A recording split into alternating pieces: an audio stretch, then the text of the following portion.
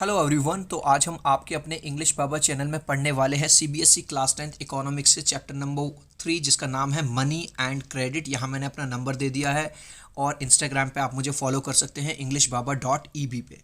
तो जैसा कि चैप्टर का नाम है मेरे भाई मनी एंड क्रेडिट, तो मनी का मतलब तो आप जानते हो पैसा पैसा, ठीक है। अब पैसा है क्या, मनी है क्या? Money is anything that acts as a medium of exchange. मतलब आप यार दुकान पे जाते हो, दुकान पे पैसा देते हो और जो आपका मन करता है वो ले लेते हो, तो इसका मतलब एक्सचेंज हो गया।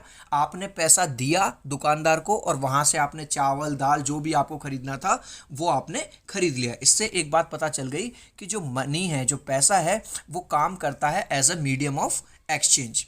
अब पुराने टाइम में जब पैसा नहीं होता था, मनी नहीं होता था, तो लोग कैसे एक्सचेंज करते थे चीज़ों को? जैसे आपको यहाँ पे दो डायग्राम दिखाई दे रहे हैं। यहाँ पे अगर आप लेफ्ट साइड में देखो, ये आदमी है, इसके पास फ्रूट्स है, और यहाँ पे अगर आप देख रहे हो राइट साइड में, ये आदमी है, इसके पास एक मुर्गा है, ठीक है।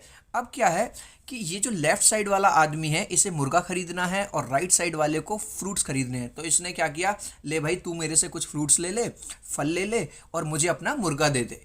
इस तरह से पुराने टाइम में क्या होते थे, लोग एक दूसरे को कुछ चीज़ें दे दिया करते थे। उसने अनाज दे दिया, कोई चावल दे दिए, कुछ गेहूं दे दिए, उसने उसके बदले में कपड़े ले लिए, तो पैसा नहीं होता था। इस सिस्टम को बोलते थे बार्टर सिस्टम। याद रखना, बहुत इंपॉर्टेंट है बार्टर सिस्टम। ऐसा ही यहाँ पे एक दुकान है, इन्होंने लिखा हुआ वी ओनली बार्टर, मतलब हम पैसा नहीं लेंगे, यहाँ पे आप लाओ कोई भी चीज़ दे दो, गेहूं चावल जो भी आपके पास है, देखो लोग आ रहे हैं और यहाँ से चीज़ें लेके चले जाओ।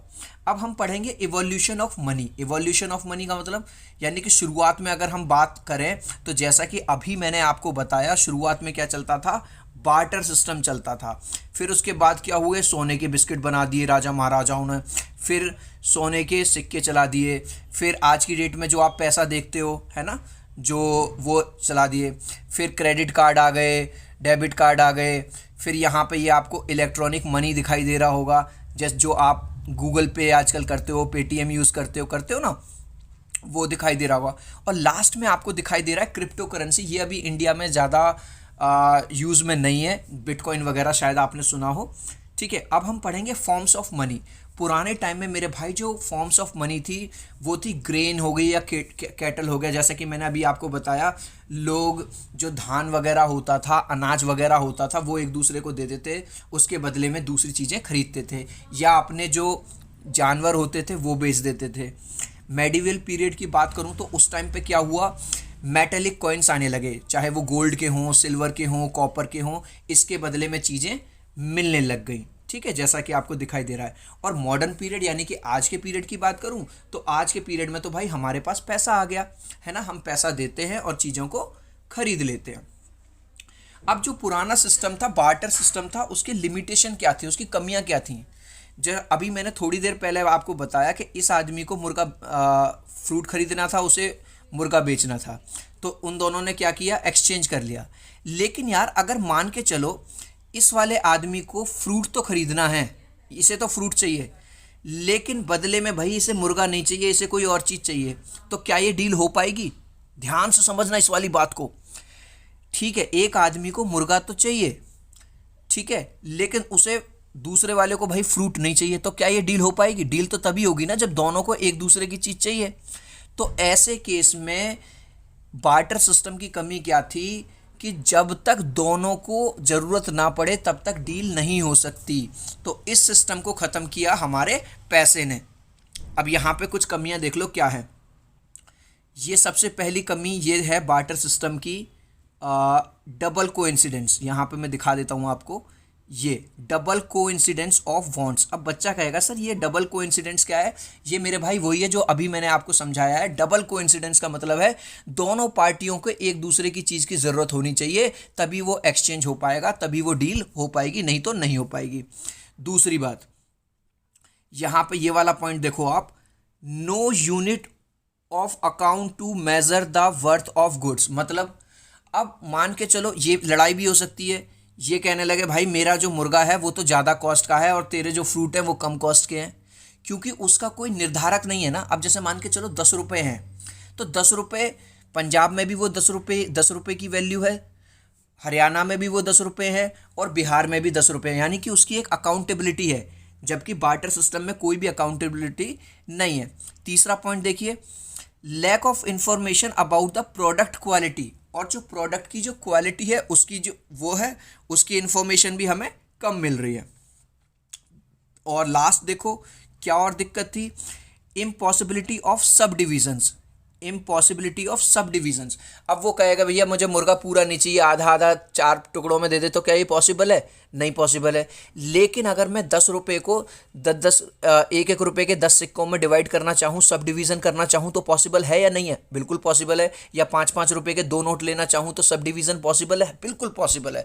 तो एक चीज़ मेरे भाई हमें क्लियर हो रही है कि बार्टर सिस्टम जो पुराने टाइम में यूज़ होता था, ऐसा नहीं है कि पूरी तरह से ख़राब था, लोग अपना काम चला रहे थे, लेकिन उसके अंदर काफ़ी सारी कमियां थी, और उन कमियों को दूर किया किसने? पैसे ने। अब यहाँ पे मैंने आपको एक एग्जांपल्स दिखा रखा है, money eliminates the double coincidence of the wants. पैसे ने ये वाली जो दिक्कत है डबल कोइंसिडेंस वाली, मतलब दोनों पार्टी को ज़रूरत होगी तभी डील होगी, वो चीज़ ख़त्म कर दी। कैसे? मैं 10 रुपये का नोट लेके गया एक दुकानदार के पास, मैंने कहा अंकल जी मैगी दे दो। तो वो जो 10 रुपये का नोट मैंने उन अंकल को दिया, दुकानदार को दिया, उस 10 रुपये के नोट से वो तंबाकू भी खरीद सकता है, वो माचिस भी खरीद सकता है, वो चीनी भी ले सकता है, कुछ भी ले सकता है। अब क्या हो गया, जबकि वहाँ पे क्या था, बार्टर सिस्टम में क्या था कि उसे भैया मुर्गे के बदले में केवल फ्रूट्स ही मिल रहे थे, चाहे उसे ज़रूरत हो या ना हो। तो आई होप कि आपको ये चीज़ क्लियर हो गई। अब यहाँ देखो, money as a medium of exchange. यहाँ पे मैंने बीच में 10 का नोट दिखाया हुआ, एक तरफ मैंने पेप्सी रखी हुई है, एक तरफ मैंने आपकी मैगी रखी हुई है।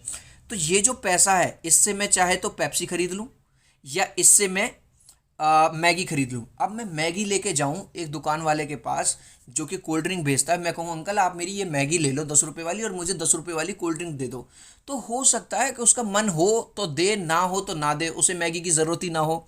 लेकिन अगर मैं 10 रुपये का नोट लेके जाऊँ और मैं कहूँ अंकल मुझे ये 10 रुपये वाली पेप्सी दे दो, क्या वो मुझे मना करेगा? बिल्कुल मना नहीं करेगा। तो हमें समझ में आ रहा है पैसे की इंपॉर्टेंस क्या है बार्टर सिस्टम के ऊपर। ठीक है, अब बात करेंगे मॉडर्न फॉर्म्स ऑफ मनी की।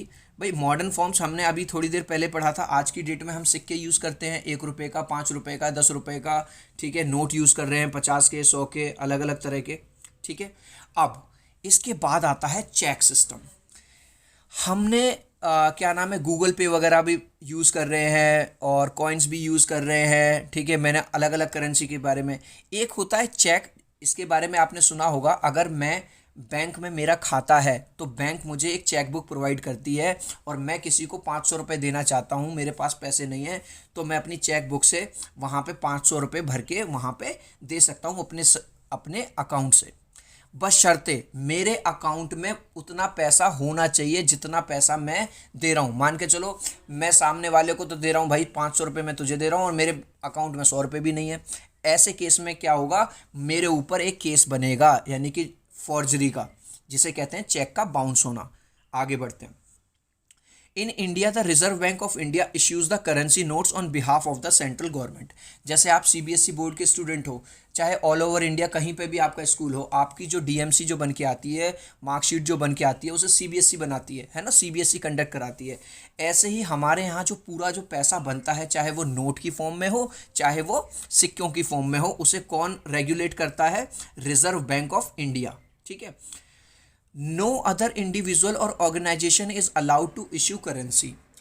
भारत में रिजर्व बैंक ऑफ इंडिया के अलावा कोई भी दूसरी ऑर्गेनाइजेशन ऐसा नहीं है जो पैसे को बना सके या उसे रेगुलेट कर सके।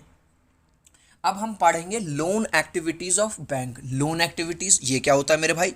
भाई जो बैंक है वो काफ़ी तरह से काम करती है। अगर मान के चलो मेरे पास ज़्यादा पैसा है तो मैं क्या करूँगा कि भाई चोर मेरा पैसा ना चुरा ले या मेरा पैसा इधर उधर गुम ना हो जाए, तो मैं बैंक के पास अपना पैसा सेफ रख सकता हूँ। उसके मुझे 2 फ़ायदे मिलते हैं। एक फ़ायदा क्या मिलता है, देखो मैंने यहाँ लिखा भी हुआ है, डिपॉजिटर, जो हम, एक तो मेरा पैसा सेफ हो गया, दूसरा बैंक मुझे मेरे पैसे के बदले में कुछ इंटरेस्ट भी देता है, ब्याज भी मिलता है। मान के चलो मैंने 1 लाख रुपये जमा किया तो हो सकता है 5% इंटरेस्ट के बेस पे 1 साल बाद मुझे बैंक 1,05,000 रुपये दे दे। तो मुझे 2 फायदे हो गए, एक तो मेरा पैसा सेफ हो गया, दूसरा मुझे उस पर कुछ इंटरेस्ट भी मिल रहा है। दूसरा, बैंक का काम क्या होता है? बोरोवर्स। अब मान के चलो कोई किसान है, किसान को नए बीज लाने हैं, कोई ट्रैक्टर खरीदना है, ठीक है, उसके पास उतना पैसा नहीं है, तो वो किसान किसके पास जाएगा? बैंक के पास जाएगा और वहाँ से लोन लेगा, कुछ पैसा वहाँ से लोन लेगा। और बैंक क्या करेगी? बैंक उससे अब इंटरेस्ट लेगी। ठीक है, तो हमने दो चीज़ों को समझा। हम बैंक के अंदर पैसा जमा भी कर सकते हैं और बैंक से पैसा ले भी सकते हैं। अगर हम बैंक में पैसा जमा करेंगे तो हमें उस पर इंटरेस्ट हमें बैंक की तरफ से मिलेगा, और अगर हम लेंगे तो हमें बैंक को इंटरेस्ट यानी कि ब्याज देना पड़ेगा। अब लोन एक्टिविटीज़ क्या होती हैं बैंक के अंदर? Accept deposits from the people, जैसा कि आपको यहाँ पे ये दिखाई दे रहा है, ये रहा। ठीक है, ये लोग आए हैं पैसा अपना जमा करने। ठीक है, ये हमने पढ़ लिया। आगे बढ़ते हैं। Renders loan to the needy, यहाँ दूसरी साइड अगर आप देख रहे हो, बोरोवर जो हैं जिन्हें ज़रूरत पड़ रही है उनका पैसा देता भी है। तीसरा क्या काम करता है? Transfer fund. मान के चलो भाई, मैं इस टाइम हरियाणा में बैठा हूँ, मैं अपने भाई के अकाउंट में जो कि यूपी में बैठा है पैसा भेजना चाहता हूँ, तो क्या मैं बैंक के माध्यम से भेज सकता हूँ? बिल्कुल भेज सकता हूँ। लोन एक्टिविटीज़ देख लो बैंक की। सबसे पहले कुछ पॉइंट्स हैं यहाँ पे जो बहुत ध्यान से समझने आपको। Banks in India hold about 15% of their deposit as cash. मान के चलो 5 लोगों ने 1-1 लाख रुपए बैंक के अंदर जमा कर दिया, तो यानी बैंक के पास 5 लाख रुपए हैं। दूसरी तरफ एक आदमी आया, उसने कही भैया मुझे 5 लाख रुपए दे दो, मुझे नया ट्रैक्टर खरीदना है। तो क्या बैंक पूरे 5 का 5 लाख रुपए दे सकता है? नहीं। बैंक को भी अपने पास 15% पैसा डिपॉजिट में हमेशा रखना पड़ता है, ज़रूरत के लिए, कभी भी ज़रूरत पड़ सकती है। तो पूरा का पूरा पैसा बैंक खाली नहीं हो सकती बैंक कभी भी। ठीक है, number 1, bank charge a higher interest rate on the loans than what they offer on deposit. भाई एक बात बताओ, कोई भी दुकान है, कोई भी बैंक है, वो चलेगी कब? जब उसे फ़ायदा होगा। तो अब यहाँ पे जो, यहाँ देखो, यहाँ मैंने लोग दिखाने आए थे, जो लोग पैसा जमा करने आए थे उन्हें तो दिया बैंक ने 5% का इंटरेस्ट दिया, लेकिन जो लोन लेने आए उनसे इंटरेस्ट लिया बैंक ने 12% का। समझ रहे हो? यानी कि दिया कम बैंक ने और लिया ज़्यादा। तो ये जो बीच का जो मार्जिन हो गया, भाई मैंने 100 रुपये की चीज़ खरीदी और 120 रुपये में बेच दी, तो 20 रुपये का जो मार्जिन हुआ वो बैंक को फ़ायदा हो गया। समझ रहे हो मेरी बात? तो इस तरह से बैंक क्या करती है? पैसा कमाती है। The difference between what is charge from borrowers and what is paid to depositor is the main source of income for bank.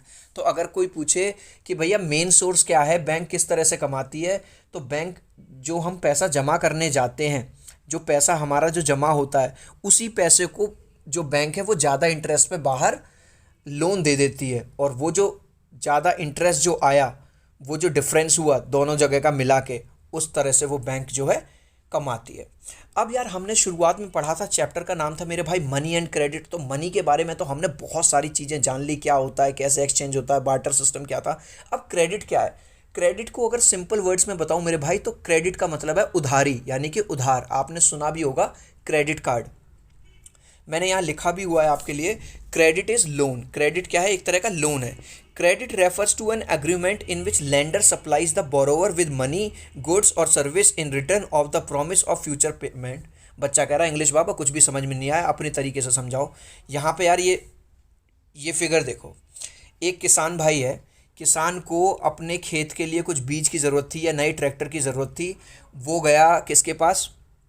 Bank के पास। उसने कहा कि जी मुझे 5 लाख रुपए दे दो। अब बैंक ऐसे तो पैसा देगी नहीं, बैंक आएगी देखने के किसान असली है कि नकली है। बैंक के पास कोई किसान के पास कोई ज़मीन है, कल को ये पैसा नहीं दे पाया तो कहाँ से हम भाई वो करेंगे, आपूर्ति कहाँ से करेंगे? तो वो देखो यहाँ पे बैंक की तरफ से एक एम्प्लॉय आया है ये चेक करने कि हाँ भाई इसके पास खेती है कि नहीं, खेती करेगा भी कि नहीं करेगा। और फिर फाइनली क्या कर दिया जाता है? एक एग्रीमेंट साइन कर दिया जाता है। डॉक्यूमेंटेशन प्रॉपर कागज़ ले लिए जाते हैं, आधार कार्ड, ये कार्ड, वो कार्ड, और क्या नाम है, जो उसकी जो लैंड है, उसके जो ज़मीन जायदाद के जो कागज़ हैं वो ले लिए जाते हैं। अब आते हैं क्रेडिट इज़ यूज़फुल और नॉट। जो उधारी है वो यूज़फुल है, लाभदायक है, अच्छी बात है या नहीं है? तो इसमें देखो दोनों ही बातें हैं। ये अच्छा हो भी सकता है और ख़राब भी हो सकता है। कैसे हो सकता है वो हम एग्जांपल से समझेंगे। यहाँ पे आपके सामने आपको एक दुकान दिखाई दे रही है। अब भाई साहब दिवाली आने वाली है, दुकानदार को लगा यार माल कम है और ग्राहक आएंगे ज़्यादा से ज़्यादा। वो बैंक के पास गया, उसने कहा यार 5 लाख रुपए दे दो मुझे और मुझे ज़्यादा से ज़्यादा स्टॉक भरना है। उसने जीन्स वीन्स साड़ी वाड़ी ला के उसने रख दी।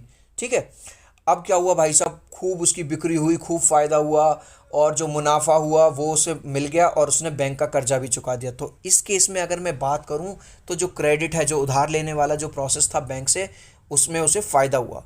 लेकिन अगर मैं दूसरे केस की बात करूं, आगे बढ़ने से पहले मेरे भाई रिक्वेस्ट करूंगा, अगर मेरी बातें आपको समझ में आ रही हैं और चैनल पे पहली बार आए हो तो यार वीडियो को लाइक कर देना और चैनल को सब्सक्राइब जरूर कर लेना।